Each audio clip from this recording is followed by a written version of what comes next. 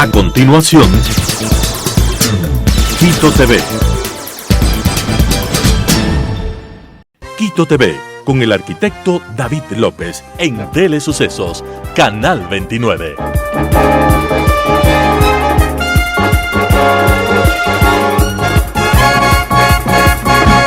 ¿Qué tal, amigos? Bienvenidos a el espacio Quito TV, el espacio de la ciudad, donde tratamos temas no solamente de la ciudad en sí, sino también del país en general. Y precisamente el día de hoy hemos invitado, y lo tenemos aquí en esta mesa de trabajo, al economista Víctor Albán. Él es docente universitario, un catedrático que ha trabajado sobre todo en varios temas de economía, tanto en el sector público como en el sector privado, es decir, un perfil catalogado para hablar precisamente de la economía del Ecuador, cómo termina en este 2022, qué perspectivas se vienen para el 2023. Economista, bienvenido, ¿cómo ha pasado? Bien, muchas gracias, un gusto. Realmente es importante analizar, recordemos solamente un poquito que desde el año 2020 tenemos un retraso en la economía en el Ecuador y en el mundo, ¿no? La pandemia nos golpeó muchísimo y de hecho pues tenemos que hacer un análisis coherente. Si sabemos que bajamos del 12 al 1 o 2%, es decir, pues se perdió el 7% del PIB, se decreció tremendamente en la economía, no solamente en el Ecuador, sino en toda Latinoamérica. No hemos podido recuperar a la economía del año 19-20, o sea, del 2019, del 2020, porque se perdieron alrededor de 1 millón de plazas de trabajo. Unas estadísticas dicen 700, otros 800. Nosotros hemos cuantificado en más o menos es 1 millón de plazas de trabajo perdidas. Y pues si hacemos un análisis coherente, el año 2021 fue, digamos, una pequeña recuperación del 1.7, 1.8. El año 2022 hemos crecido al 2.7 según las estadísticas que tenemos nosotros. Según el Banco Central dice que es del 2.8, según el BID, y el Fondo Monetario es del 2.5. Pero creemos que ha habido un crecimiento pequeño, ¿no? Pero ha habido mayor movimiento comercial, ha habido más ventas, los bancos han intensificado sus créditos, es decir, ya empieza a recuperarse la economía, aunque sea lentamente, pero ha habido una recuperación. El año 2023, que es lo que usted me mencionaba, va a ser un año difícil porque es un año electoral. Desde enero tenemos nosotros una campaña electoral y obviamente eso repercute inmediatamente en la economía, sobre todo en un ámbito que es bastante significativo, que es lo que todos los ecuatorianos estamos ambicionando, es la inversión. Si hacemos una pequeña comparación, lamentablemente en la economía hay que hacer comparaciones, y si comparamos cuánto ha invertido el sector externo en Colombia, pese a todos los problemas de la extrema izquierda, de la guerrilla, etcétera, están invirtiendo alrededor de 9.000 millones. Perú, con la trágica política que tiene, caído un presidente con convulsión social, tiene casi 7.500 millones de inversión. Y obviamente las economías son sólidas. Aquí en el Ecuador tenemos apenas 700 millones de dólares, no llegamos a los 1.000 millones, y obviamente eso se refleja inmediatamente en el aspecto social, es decir, no hay empleo, y al no haber empleo, pues la gente está muy preocupada, se está ocupando en quehaceres que no son dignos de una persona, y obviamente no está en relación a la capacidad que tiene cada ecuatoriano por su cultura, por su educación, por su formación, y obviamente eso se debe a las malas políticas públicas que tenemos desde hace 4 o 5 años. Usted decía al principio de la entrevista, se perdieron como 1 millón de plazas de trabajo. Esto para aclararle a la ciudadanía. Plazas de trabajo nos referimos al empleo formal. Al empleo formal. Si la gente que estaba afiliada al Seguro Social, tenía las garantías, es decir, empleo pleno que llamamos en economía, ¿no? Es decir, que usted tiene todos los beneficios, 13º, 14º, vacaciones, Seguro Social, etcétera, etcétera, ¿no? Y hubo otro número de gente mayoritaria que está dentro de lo que es el trabajo informal, de la informalidad, que también se quedaron sin poder es que tener sus fuentes de ingreso, salir, por supuesto. Pues, no se podía salir. La recomendación de las autoridades sanitarias era quedarse en casa, usar mascarilla, lavarse las manos, alcohol, etcétera, ¿no? Entonces, lógicamente, se perdió y obviamente por eso se reflejó inmediatamente en la economía, ¿no? Hubo, digamos, un retroceso del 7% del Producto Interno Bruto, se perdió, ¿no es cierto? Estábamos creciendo al 7, 8, 9, 10%, que todavía era bajo en relación a los países vecinos, pero de eso ahora un crecimiento lento del 1.7 se prevé. Según el Banco Central dice que vamos a crecer al 3%, según el Fondo Monetario al 2.7%. Nosotros creemos que estaremos entre el 2,7 y el 3% de crecimiento para el 2023. ¿Cómo están creciendo nuestros países vecinos? Hace un rato hacía usted una comparación de la inversión extranjera, tanto en Colombia y en Perú. Bueno, Colombia está creciendo al 8%, Perú al 9.5%. Chile está creciendo al 12%, ¿no? Obviamente son economías más sustentadas, más decididas, más, digamos, más agresivas. Fíjese, nosotros estamos recién tratando de hacer tratados comerciales con Estados Unidos, con China, ¿no?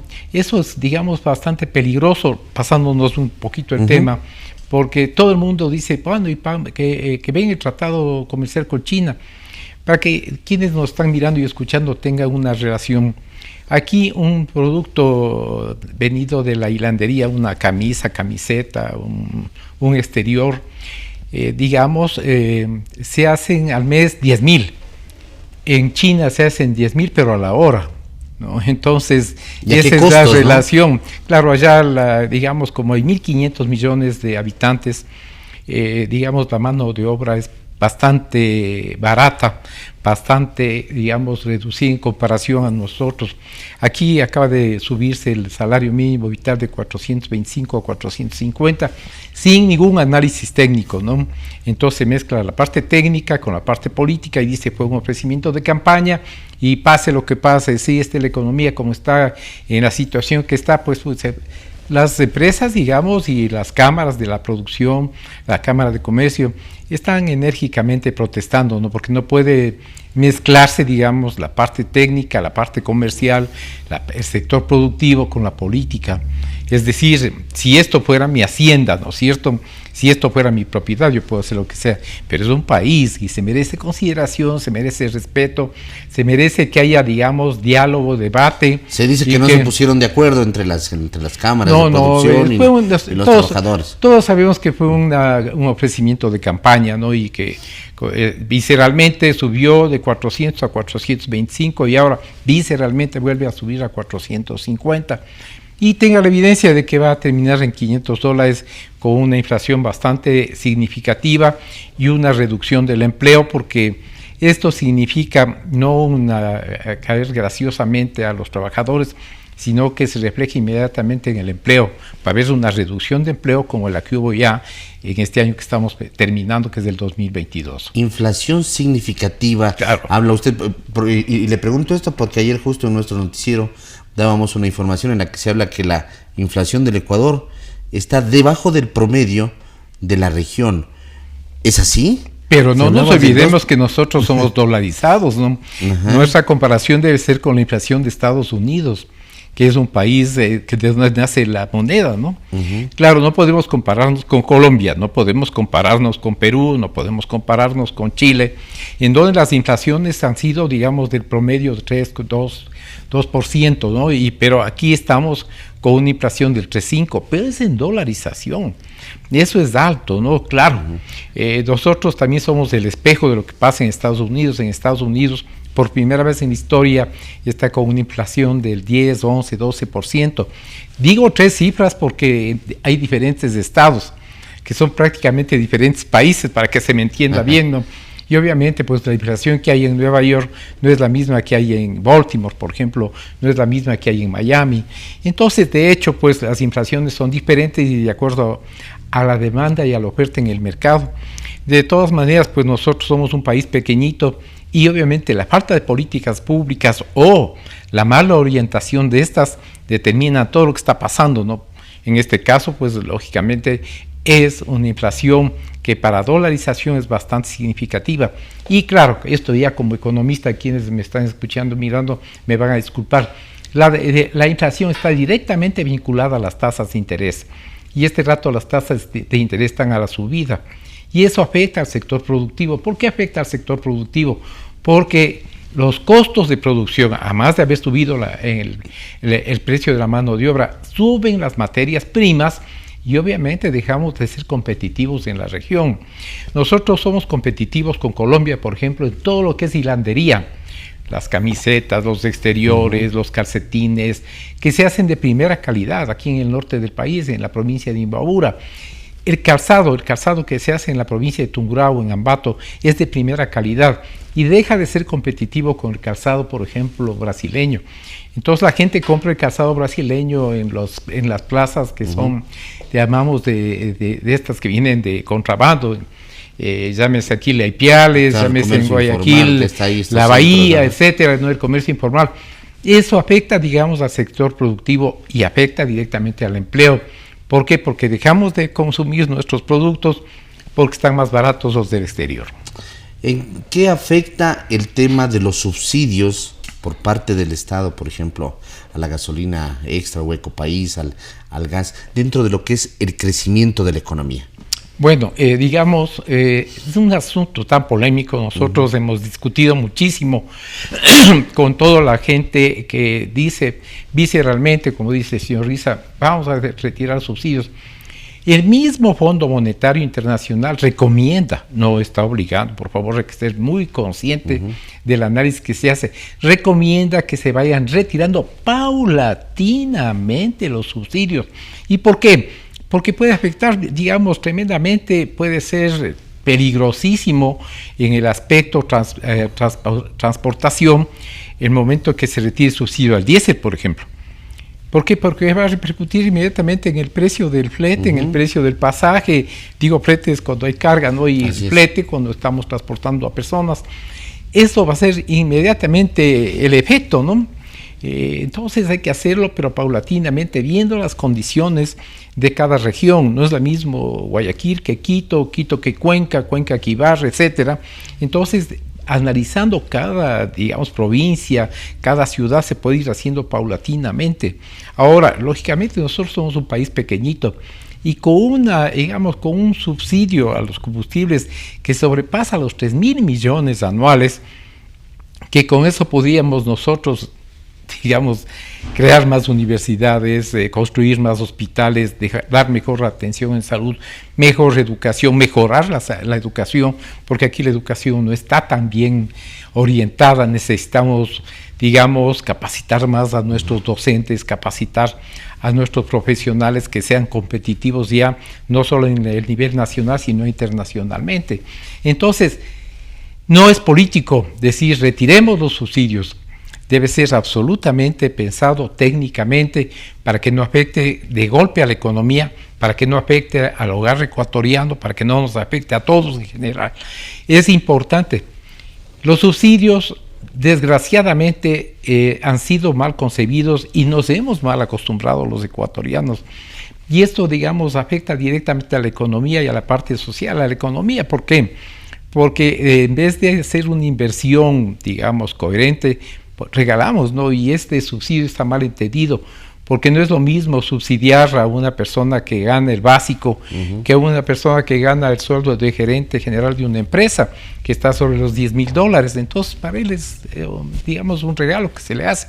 Entonces, debe ser lo que nosotros decimos técnicamente focalizado. ¿Y por qué no nos ponemos de acuerdo en esa focalización? Mire, qué pena que quien debe estar, digamos, liderando esto debe ser el gobierno, no el señor Riza. El señor Riza, que entiende de focalización, que entiende de subsidios, y sin embargo, él determina las políticas públicas, ¿no?, de subsidios, de todo lo que he estado manifestando en las famosas mesas técnicas, cuando esto debe nacer del gobierno como una política pública, debe estar analizándose y discutiéndose en la Asamblea Nacional, contratando técnicos de primer orden, ¿no es cierto? Que sí hay, que sí tenemos aquí en el Ecuador. Hay buenos ingenieros petroleros, buenos economistas, gente que está, digamos, especializada en esto, y van viendo a la parte social. Se puede focalizar.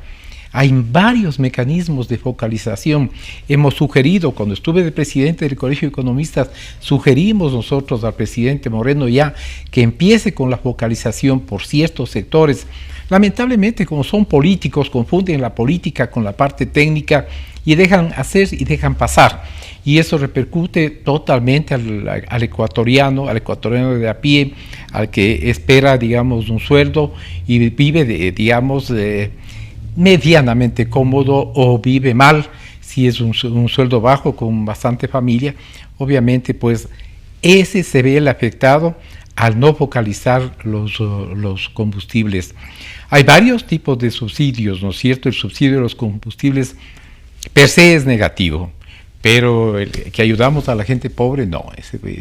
No está tan bien ubicado. El parque automotor, por ejemplo, ha crecido una inmensidad. Aquí en Quito podemos ver que... Eso es otro tema. Entonces significa que el subsidio... Vea, arquitecto, ese es otro tema y de mucha discusión. ¿Por qué ha crecido el parque automotor? Porque no hay un servicio público eficiente en la transportación. Usted es arquitecto y sabe que lo que estoy diciendo es real. Nosotros como Colegio de Economistas, y perdónenme que vuelva a repetir a mi institución querida, nos negamos rotundamente al metro. Señor, han pasado 10 años y tenemos nosotros gran preocupación de que ahora visceralmente el alcalde dice va a funcionar y ya contrató. Justamente anoche estaba una cantidad de policías haciendo el reconocimiento y conversamos telefónicamente con un oficial conocido, alumno mío de la academia. Y le digo, bueno, dice, vea, es un desastre porque pueden pasar 1000 cosas ahí. No se ha previsto esto, el otro, no hay seguridades, no hay zonas de escape, no hay nada. Entonces, un metro que para nosotros los ecuatorianos es digamos, nuevo, es de apenas 21 kilómetros. ¿No? Y la extensión que llega a zonas donde no están los conglomerados de mire, gente, fue además, absurdo, ¿no? Y obviamente nosotros nos opusimos porque hicimos un estudio con una firma chilena, digamos, las vinculaciones que teníamos como colegio. Estaba ahí un economista muy renombrado, lamentablemente ya falleció. Digamos, él trajo un equipo de técnicos chilenos, hicieron el estudio y terminaron recomendando de que no era factible el que Quito tenga metro por su topografía, por las miles de quebradas que están con rellenos. De eso hicieron caso omiso, era un buen negocio para quienes contrataron en ese rato. Obviamente no se va a poder recuperar los casi 3.000 millones de inversión. El quiteño se va a ver, digamos, obligado a que haya una nueva línea en la cartilla del impuesto predial. Eran nuevas obras, como es esa que dicen. Claro, este es el... Y ahora van a decir mejoras del distrito. Especial de mejoras. De mejoras del distrito, ¿no es cierto? Es para todos, por supuesto. Obviamente que tiene que ver con la ruta viva, la pobre gente que vive en Solanda, por ejemplo, que le subieron el 12, el 15% en el impuesto predial. Y que ellos están afectados además por el metro, ¿no? Totalmente, por eso dices otro tema terrible, ¿no? Mire, y ahora va a haber otra línea que diga Metro Quito. Porque ¿de dónde vamos a pagar casi 3.000 millones de dólares? Si no es a través del impuesto predial, pues.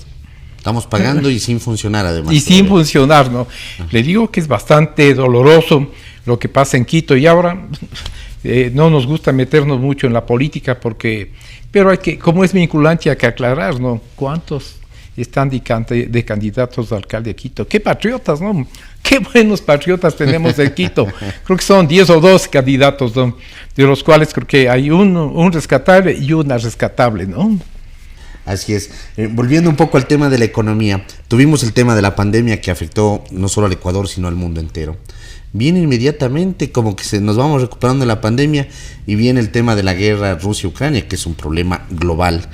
Y a eso los problemas locales, ¿no? Los paros, las amenazas de paro, que a veces terminan siendo peor que los paros también, las amenazas de paro. Así es. Mire lo que pasó, ¿no? Primero, la guerra, digamos, entre la invasión de Rusia a Ucrania afectó directamente a nuestro comercio exterior. Nosotros teníamos comercio exterior directamente, importaciones con Ucrania de todo lo que es abonos, fertilizantes, etcétera.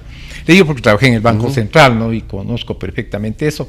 Y obviamente con Rusia también tenía unas relaciones comerciales, ¿no? No con la misma intensidad con Ucrania, y eso se volvió cero, ¿no? Eso en la parte internacional que afectó no solamente al Ecuador, sino a toda Latinoamérica, Norteamérica, y a unos más, a otros menos. A nosotros sí nos afectó porque dejamos de importar trigo, etcétera, ¿no? Y también dejamos de exportar un rubro importante para nosotros, que eran las flores, por ejemplo. De todas maneras, pues es de menos, digamos, el efecto que tuvo con el paro de junio de este año, por ejemplo, ¿no? Se perdieron 17,000 millones de dólares, ¿no? El señor Riza podrá escribir eso. 17,000 millones de dólares. Podrá escribir esa cantidad. Lo que es el subsidio de la gasolina. Estamos hablando de 3,000 millones, ¿no? Claro, ¿no? Y estamos peleando porque se quite el subsidio. Perdimos 17,000 en un paro. Perdimos 17,000 millones y con una afectación terrible internacionalmente, ¿no? Porque uno de los graves problemas que tuvo el Ecuador para que no venga inversión es la inseguridad. ¿Quién quiere venir acá al Ecuador con lo que usted acaba de mencionar? Con la amenaza. La amenaza del señor Espinosa, el morenito que tiene cabello. De la Fenocines, ¿no? De la Fenocin, que dice que si no le dan $10,000, él te toma Quito y le quema Quito. 3,000. No, o sea, no quiso, no es que le ha estado debiendo, históricamente está ahí el documento, ha estado debiendo 80,000. Entonces, no, 3,000 para él no es nada, entonces 10,000 pide y que le pongan, hace una fórmula, ¿no? Que le dan haciendo un par de comunistas, de izquierdosos, que realmente ellos sí, digamos, son de izquierda, pero comen con la derecha, ¿no? Eso hay que aclarar. Y obviamente, pues ellos son unos vivarachos que siempre están tratando de entrarse a ese grupo de los indígenas para sacar tajada, ¿no? Tajada política. Le garantizo que uno de los dos ha de asomar como candidato asambleísta, ¿no? Y a lo mejor ganan, y es el país que tenemos, ¿no? Pero lo más grave es, como usted manifestaba, y todos los ecuatorianos sabemos, es la amenaza del señor Espinosa de quemar Quito, venir a tomarse Guayaquil. Es decir, claro, con ese tipo de amenazas, el inversionista, más todo lo que significa no tener garantías en la parte laboral, que la Asamblea está en deuda con los ecuatorianos por la reforma laboral, ¿quién viene a hacer inversión? Y ahí vienen las grandes diferencias en Latinoamérica, ¿no? Nos comparamos por ser vecinos con Colombia y Perú, pero ni pensar con Chile está sobre los 15,000 millones, y en Brasil, bueno, incomparable, ¿no? Y si podría ir haciendo comparación con todos los países de Latinoamérica, veríamos que nosotros somos un INRI aquí en Latinoamérica por la falta de inversión. Siendo un país poderoso, siendo un país rico, teniendo los 3 tipos de climas en un solo día, teniendo a la gente amable que tiene nuestro país, porque la gente es trabajadora, amable. Hacíamos un estudio nosotros en México, yo hice un posgrado en México, y obviamente parte de la investigación era revisar cómo es el ecuatoriano en el exterior. Y obviamente nosotros nos quedamos admirados de que el ecuatoriano era el mejor trabajador, el más puntual, el más honrado, el más obediente, el más eficiente, es decir, un trabajador perfecto en el exterior. O sea, nosotros tenemos que irnos al exterior para demostrar lo que somos. Nos convertimos. No, en cambio, mutamos. Venimos acá, nos pasamos semáforos en rojo, tomamos licor, manejamos tomando Somos licor. Primeros para la coima. Lo que es peor, no. Bueno, algún expresidente que dejó arruinando al país dijo que la coima era un negocio entre privados, ¿no? Les recuerdo a quienes nos están mirando, la coima es un negocio entre privados, entonces ahora la Hemos coima escuchado es... tanta cosa, ¿no? Si vas a robar, roba bien, ¿no? Esa es una indígena, ¿no? Una señorita indígena. Sí, asambleísta. Sí, se publicó, dio la vuelta al mundo eso, ¿no? Yo tengo amigos que están en Rusia, están en distintas partes del mundo, y ahora con las comunicaciones, oiga, cómo nos han molestado. Los televidentes que nos están mirando saben, ¿no? Que si robarán bien, pues no se dejarán pillar. públicamente en televisión, dio la vuelta al mundo, que en el Ecuador hay que saber robar, hay que aprender a robar para que no le cojan, ¿no? Bueno, son cosas de nuestro país, y es asambleísta, ¿no? Y obviamente es digna de toda la consideración y aconseja robar, ¿no? Y robar bien. Entonces, este es el país que tenemos, y concluimos diciendo siempre, ¿no? ¿Qué es lo que le pasa al Ecuador? ¿Qué es lo que nos está pasando? Parte de educación, ¿no es cierto? La educación viene desde la base, que es la casa, la cuna, etcétera, después la escuela, el colegio y la universidad, donde son complementarias, pero la base fundamental es la casa, ¿no es cierto? Donde tenemos que enseñar a nuestros hijos principios de ética, principios morales, y obviamente pues uno se hace comparativamente con otros países y lógicamente deja mucho que desear nuestra educación, nuestra cultura, y debemos sembrar. Por eso le decía, gran parte de la inversión, en vez de que haya subsidios tan onerosos como son estos de los combustibles, es dar parte de eso a la educación, ¿no? ¿Y cómo se educa? A través de, digamos, ciclos de conferencias, ciclos de vivencias a la familia y todo, porque nuestros aborígenes, nuestros indios eran pulcros, honrados, ¿no? Sí pueden llamarse indios, porque no indios aquí, lo que somos todos en el 99.9% somos mestizos, ¿no? Yo soy mestizo, usted es mestizo, todos los que me están mirando somos mestizos. Aquí no hay nadie de sangre azul, ¿no? Que yo conozca, ¿no? No hay nadie, ¿no? Pero le digo, realmente es importante anotar una cosa, que hemos salido un poquito en la economía, ¿no? Anoche conversaba con un familiar y me decía, ¿qué hemos crecido? ¿No? ¿Tú crees de economía? Sí, sí hemos crecido. Que hubiéramos podido crecer más, que hubiéramos querido crecer más, por supuesto que sí. Que no ha habido políticas públicas que determinen eso, qué pena, pero el ecuatoriano debe acostumbrarse a que tenemos que seguir luchando y pensando y educando a quienes están cerca de nosotros en que sepan sufragar. ¿Por quién van a sufragar? No tengo tiempo para hacer un análisis porque ya veo que me está diciendo y ya, ¿no? Pero, por ejemplo, las preguntas que está haciéndose, ¿son políticas? ¿Son de relleno? ¿Fueron un ofrecimiento de campaña? ¿O son realmente? Anoche escuchaba yo en este canal al doctor Ollartes. ¿Sí? Rafael Ollartes. Él decía, las políticas, las preguntas no son realmente lo que nosotros esperábamos. Fue un ofrecimiento de campaña y el presidente dijo, ahí están, vean ustedes. No, eso es peligroso, ¿no? Que un analista de ese tamaño diga eso, nos deja pensando a todos, ¿no? Entonces tenemos que reflexionar y ver qué es lo que naturalmente nos favorece como país, porque tenemos que seguir luchando para salir de esta mediocridad en que vivimos en la parte social, que nos guste o no, finalmente es vinculante a la parte económica y la parte económica a la parte social. Así es, economista, le vamos a volver a invitar. El tiempo pasa volando, pero siempre es grato conversar con usted a los tiempos que lo tenemos, además por los estudios del canal. La pandemia también, durante la pandemia dejamos de hacer programas, ni siquiera por Zoom, porque creo que es importante además ese contacto personal, físico que exista, porque a veces usted sabe, las comunicaciones en nuestro país también nos terminan traicionando. No se entiende lo que uno está preguntando, y no le ven se bien comprende tampoco. Y no le ven bien además. Así que, economista, le queremos agradecer. Vamos a seguir hablando ahora que se viene la época, digamos, la segunda o tercera parte de la época electoral, porque ya están en campaña todos, no hay ningún tipo de control por parte del Consejo Nacional Electoral, se hace de frente descaradamente la campaña. Vamos a hablar de vamos a hacer un programa en la parte sociocultural, política, electoral, que son vinculantes con la parte económica. Así es. Vinculantes porque ¿quién ofrece más? ¿Cómo van a hacer? ¿Qué es lo que se dice? Yo estaba escuchando, con esto termino y no se preocupe. Unos 2 segundos, a un candidato que decía, no paguen el impuesto predial en enero, porque el actual alcalde se va a ir robando. Paguen en marzo, no pasa nada, vamos a conseguir del municipio que los mismos descuentos que daban en enero den en marzo, porque si no le van a dejar sin plata al nuevo alcalde, ¿no?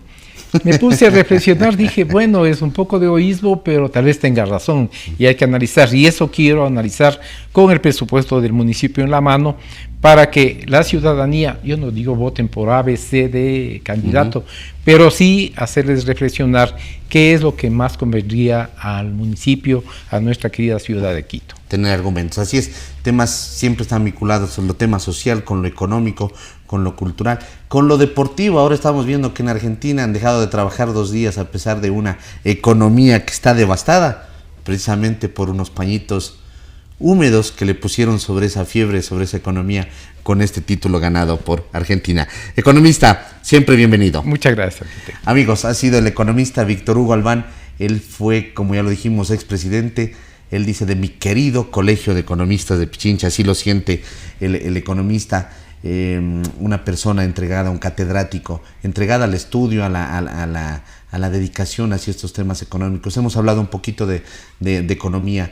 Tendríamos varios programas para desmenuzar, hacer una radiografía, una tomografía, una endoscopía de lo que es la economía ecuatoriana, pero hemos tratado un poquito estos temas para ver qué es lo que ha pasado y qué es lo que se nos viene. Amigos, que pasen bien. Felicidades, hasta la próxima.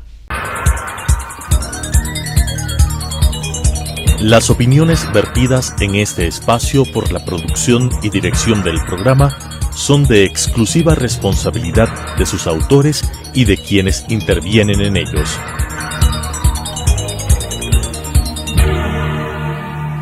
Quito TV, con el arquitecto David López, en Telesucesos, Canal 29.